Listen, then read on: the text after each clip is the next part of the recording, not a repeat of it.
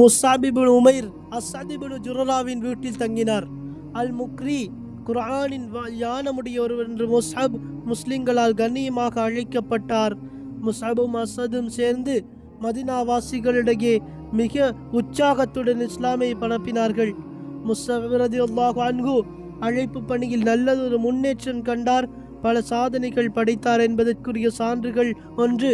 ஒரு நாள் அஸ்அத் இப்னு ஜுரரா ரலியல்லாஹு அன்ஹு முஸ்அபை அழைத்து கொண்டு அப்துல் அஸ்ஹல் லஃபர் ஆகிய கோத்திரத்தார்களின் இல்லங்களுக்கு சென்றார்.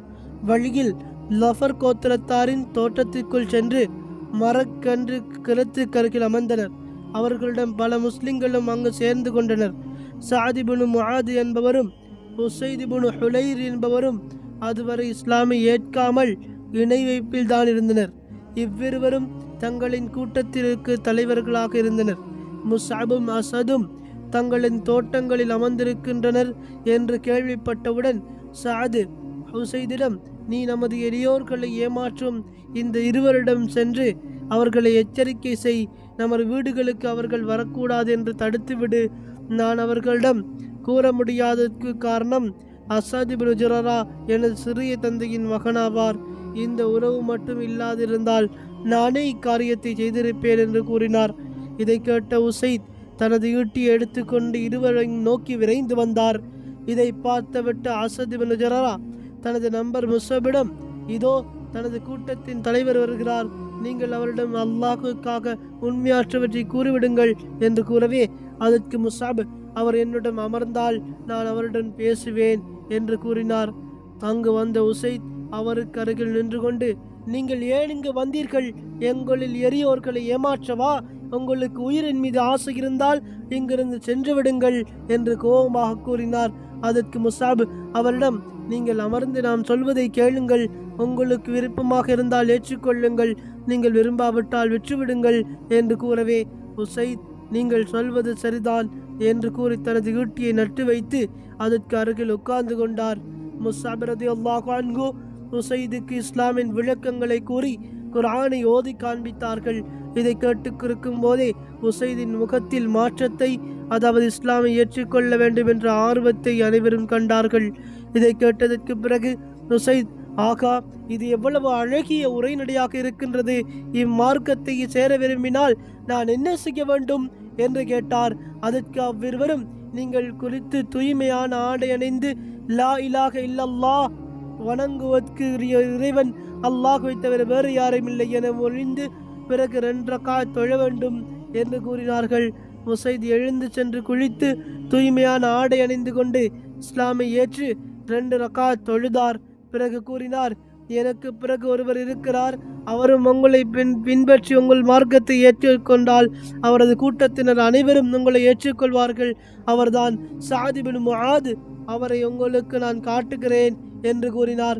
பிறகு தனது ஈட்டியை எடுத்துக்கொண்டு சஅத் இப்னு முஆதிடம் சென்றார். சஅத் தனது கூட்டத்தாரிடம் சபையில் அமர்ந்திருந்தார்.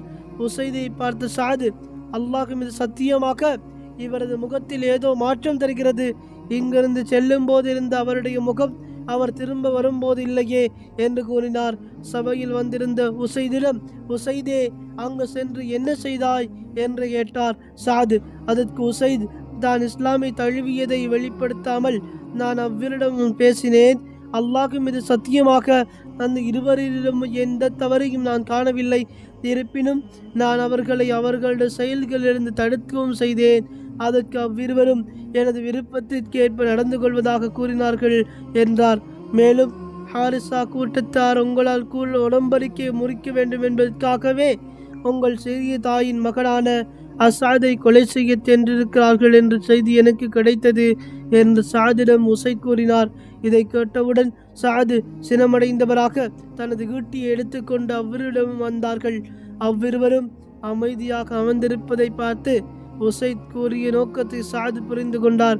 இவர்களின் பேச்சை நான் கேட்க வேண்டுவதற்காகத்தான் உஸைத் இவ்வாறு செய்திருக்கிறார் என்று சஅத் விளங்கி கொண்டார். அவர்களுக்கு அருகில் நின்று கொண்டு அஸ்அத் இப்னு ஜுரராவை பார்த்து, அல்லாஹ் மீது சத்தியமாக அபு உமாமாவே, உனக்கு எனக்கும் ஒரு உறவின் காரணத்தால் நீ இவ்வாறு செய்வதற்கு துணிந்திருக்கிறாய். உனக்கு எவ்வளவு துணிச்சல் இருக்கும்? எங்களது வீட்டுக்கு வந்து எங்களுக்கு விருப்பமற்ற முறையில் நடந்து கொள்கிறாயா என்று கேட்டார். அஸ்ஸாத் இப்னு ஜுரரா இதற்கு முன்பு சஅத் இப்னு முஆதை பற்றி முஸ்அபிடம் கூறியிருந்தார். அதாவது, முஸ்அபே, நம்மிடம் வருகிற இவர் தனது கூட்டத்தில் தலைவர். இவர் இஸ்லாமை ஏற்றுக்கொண்டால் இவரது சமூகத்தின் அனைவரும் ஒருவருக்கு பின்வாங்காமல் இஸ்லாமை ஏற்றுக்கொள்வார்கள் என்று கூறியிருந்தார். முஸ்அப் ரலியல்லாஹு அன்ஹு அவர்கள் அமைதியாக, சஅதே, அமர்ந்து நாம் கூறுவதை கேட்க மாட்டீர்களா? உங்களுக்கு நான் கூறுவதை பிடித்திருந்தால் ஏற்றுக்கொள்ளுங்கள். உங்களுக்கு நாங்கள் கூறுவது வெறுப்பாக இருந்தால் உங்களுக்கு விருப்பமற்றதிலிருந்து நாங்கள் விலகிக் கொள்கிறோம் என்று கூறினார். சரி என்று தனது ஈட்டியை நட்டு வைத்து சஅத் அமர்ந்து கொண்டார். முஸ்அப் ரலியல்லாஹு அன்ஹு அவர்கள் அவருக்கு இஸ்லாமை அறிமுகப்படுத்தி குர்ஆனை ஓதி காண்பித்தார்கள். அடுத்து சஅத் பேச துவங்கும் முன்பே அவரது முகத்தில் இஸ்லாம் பிரகாசிப்பதை அனைவரும் கண்டார்கள். பிறகு சஅத் இஸ்லாமை ஏற்றுக்கொள்வதற்கு என்ன செய்ய வேண்டும் என்று வினவினார்.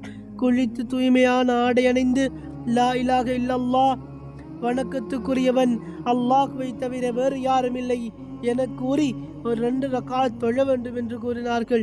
உடனே அவரும் அவ்வாறே செய்தார். பிறகு ஈட்டி எடுத்துக்கொண்டு தனது சமூகத்தை அணிவந்திருந்த சபைக்கு வந்தார். அவரை பார்த்து அவரின் சமூகத்தினர், அல்லாஹ் மீது சத்தியமாக இவரது முகத்தில் மாற்றம் ஏற்பட்டுள்ளது என்று பேசிக்கொண்டார்கள். சஅத் சபைக்கு அருகில் வந்து, அப்துல் அஷ்ஹல் கிளையினரே, என்னை பற்றி உங்களது கருத்து என்ன என்று கேட்டார். அதற்கு அவர்கள், நீங்கள் எங்கள் தலைவர், எங்களில் சிறந்த அறிவாளி, உங்கள் மிக பாக்கியமற்றவர் என்று கூறினார்கள்.